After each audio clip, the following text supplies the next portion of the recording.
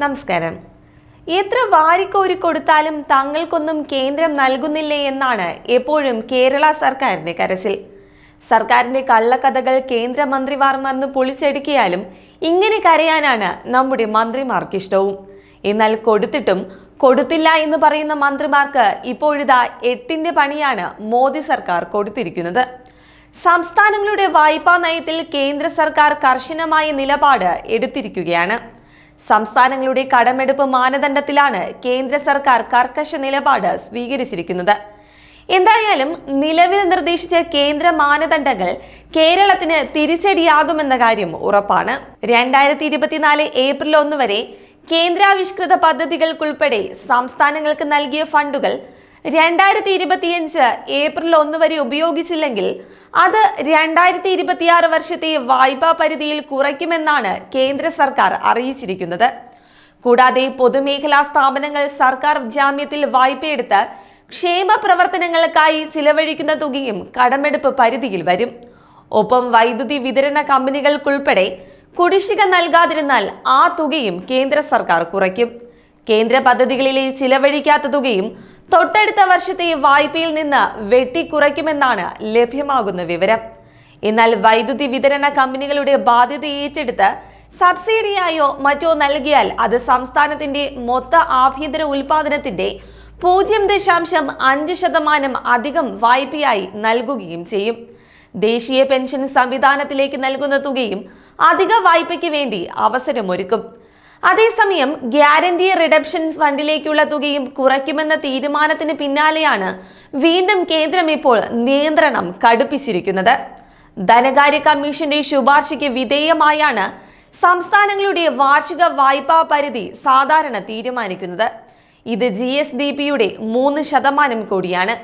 എങ്കിലും വൈദ്യുതി മേഖലയിൽ ഉൾപ്പെടെ കേന്ദ്രം നിർദ്ദേശിക്കുന്ന പരിഷ്കാര നടപടികൾ സ്വീകരിച്ചാൽ അത് 4.5% വരെയാകാൻ സാധ്യതയുണ്ട്.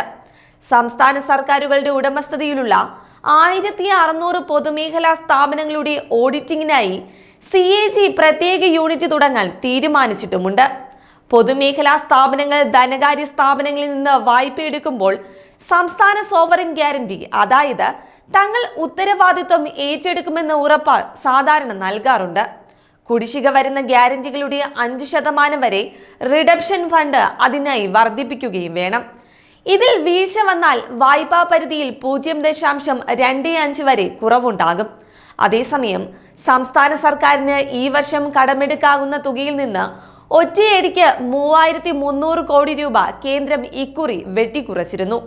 ഈ വർഷം ഡിസംബർ വരെ കടമെടുക്കാവുന്ന തുക 29,529 കോടി രൂപയാണെന്ന് അറിയിച്ച് കഴിഞ്ഞ ദിവസം കേന്ദ്ര ധനമന്ത്രാലയം കത്ത് നൽകിയതിന് പിന്നാലെയാണ് അതിൽ നിന്ന് ഇപ്പോഴിതാ 3300 കോടി രൂപ വെട്ടിക്കുറയ്ക്കുമെന്ന അറിയിപ്പും എത്തിയിരിക്കുന്നത്. വിവിധ സ്ഥാപനങ്ങളുടെ വായ്പയ്ക്ക് സർക്കാർ ഗ്യാരണ്ടി നൽകുന്നതിനുള്ള റിഡപ്ഷൻ ഫണ്ട് രൂപീകരിച്ചില്ലെന്ന കാരണം പറഞ്ഞാണ് കേന്ദ്ര സർക്കാരിന്റെ ഈ വെട്ടിക്കുറയ്ക്കൽ. ഫണ്ട് രൂപീകരിച്ചതിലേക്ക് 600 കോടി രൂപ നിക്ഷേപിച്ചാലേ 3300 കോടി രൂപ കടമെടുക്കാൻ ഇനി കേന്ദ്രം അനുമതി നൽകൂ എന്നാണ് സൂചന.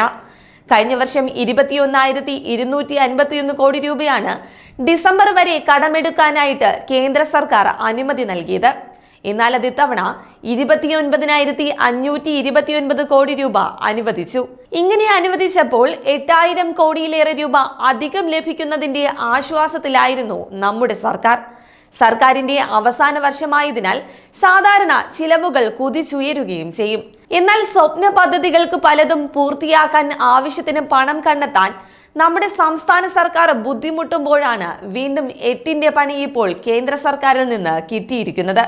ബജറ്റിന് പുറത്ത് കിഫ്ബി പോലുള്ള സ്ഥാപനങ്ങൾ വഴിയെടുത്ത വായ്പയും സർക്കാർ സ്വീകരിക്കുന്ന നിക്ഷേപങ്ങളുമൊക്കെ കടമെടുക്കാവുന്ന തുകയിൽ നിന്ന് കുറച്ചതിന് പിന്നാലെയാണ് കേന്ദ്ര സർക്കാരിന്റെ പുതിയ നടപടിയെന്നും ഓർക്കുക. സർക്കാർ ഗ്യാരണ്ടിയുടെ പുറത്താണ് സംസ്ഥാന സർക്കാരിന് കീഴിലെ വിവിധ സ്ഥാപനങ്ങൾ ധനകാര്യ സ്ഥാപനങ്ങളിൽ നിന്നും സാധാരണ വായ്പ എടുക്കുന്നത്. വായ്പ തിരിച്ചടിച്ചില്ലെങ്കിൽ സർക്കാർ നൽകണമെന്നാണ് ഗ്യാരണ്ടി. സ്ഥാപനങ്ങൾ പണം അടയ്ക്കുന്നതിനാൽ സർക്കാരിന് സാധാരണ ബാധ്യത വരാറില്ല. ഏതെങ്കിലും സാഹചര്യത്തിൽ പണം തിരിച്ചടയ്ക്കേണ്ടി വന്നാൽ അതിനായി ഗ്യാരണ്ടി റിഡംഷൻ ഫണ്ട് രൂപീകരിക്കണമെന്നാണ് കേന്ദ്രം ഇപ്പോൾ ആവശ്യപ്പെട്ടിരിക്കുന്നത്. 61 സ്ഥാപനങ്ങൾക്കായി 40,000 കോടി ഗ്യാരണ്ടിയാണ് ഇപ്പോൾ സർക്കാർ നൽകിയിരിക്കുന്നത്. എന്തായാലും രണ്ടാം പിണറായി സർക്കാരിന്റെ അവസാന വർഷത്തിൽ 8ന്റെ പണി തന്നെയാണ് സംസ്ഥാന സർക്കാരിന് കിട്ടിയിരിക്കുന്നതെന്ന് നിസ്സംശയം പറയാം.